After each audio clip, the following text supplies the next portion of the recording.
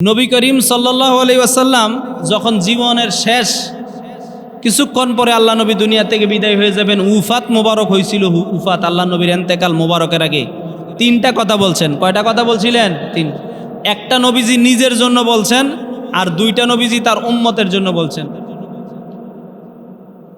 আল্লাহ নবী সাল্লাল্লাহু আলাইহি ওয়াসাল্লাম রবিউল আউয়াল মাসের 12 তারিখ সোমবার, যেদিন আল্লাহ নবী দুনিয়াতে বিদায় হয়ে যাবেন, আম্মা জান আয়েশার হুজরা মোবারকে, যেই জায়গায় এখন রওজা মোবারক, এই হুজরা মোবারকে আম্মা জান আয়েশার বুকের উপর আল্লাহ নবীর মাথা মোবারক রাখা আছে। আল্লাহ নবী সাল্লাল্লাহু আলাইহি ওয়াসাল্লাম চেহারা মোবারক একটা কাপড় মোবারক দিয়ে ঢেকে রাখছেন। কিছুক্ষণ পর পর এক মশক পানি থেকে, এক পেয়ালা পানি থেকে কিছু পানি দিয়ে আল্লাহ নবীর নিজের চেহারা মোবারক ভিজাইতেছেন।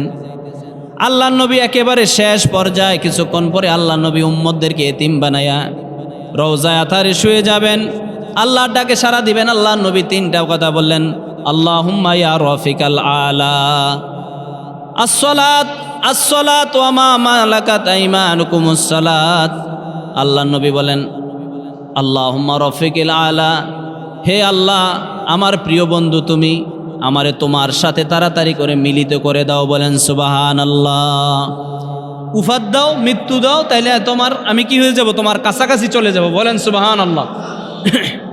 আর দুইটা কথা বললেন, উম্মতেরা আসসালাত, ও আমার উম্মতেরা নামাজ নামাজ, আসসালাত আসসালাত, ও আমার উম্মতেরা নামাজ, ওমা মালাকাত আইমানুকুমুস সালাত, আর তোমাদের অধীনস্থ যারা থাকবে অধীনস্থদের ব্যাপারে তোমরা সতর্ক হও। বলেন সুবহানাল্লাহ।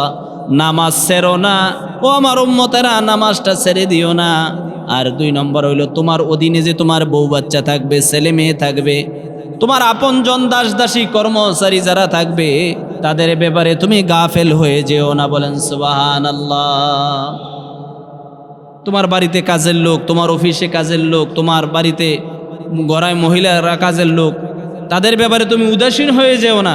সুবহানাল্লাহ বলেন। নবী করিম সাল্লাল্লাহু আলাইহি ওয়াসাল্লাম এর খাদেম আনাস বিন মালিক রাদিয়াল্লাহু তাআলা আনহু 10 বছর খাদেম ছিলেন। তিনি বলেন, কোনোদিন আল্লাহ নবী আমার একটা ধমক দেন নাই। বলেন সুবহানাল্লাহ। নবীজি সাল্লাল্লাহু আলাইহি ওয়াসাল্লাম কোনোদিন তার খাদেম রে, তার স্ত্রীদেরকে মারেন নাই, প্রহার করেন নাই, ধমক দেন নাই। সুবহানাল্লাহ। আর আমরা আমাদের কাজের লোকদের সাথে, আমাদের পরিবারদের সাথে যেই ব্যবহার করি, এক প্রকার জুলুম কি করা হয়?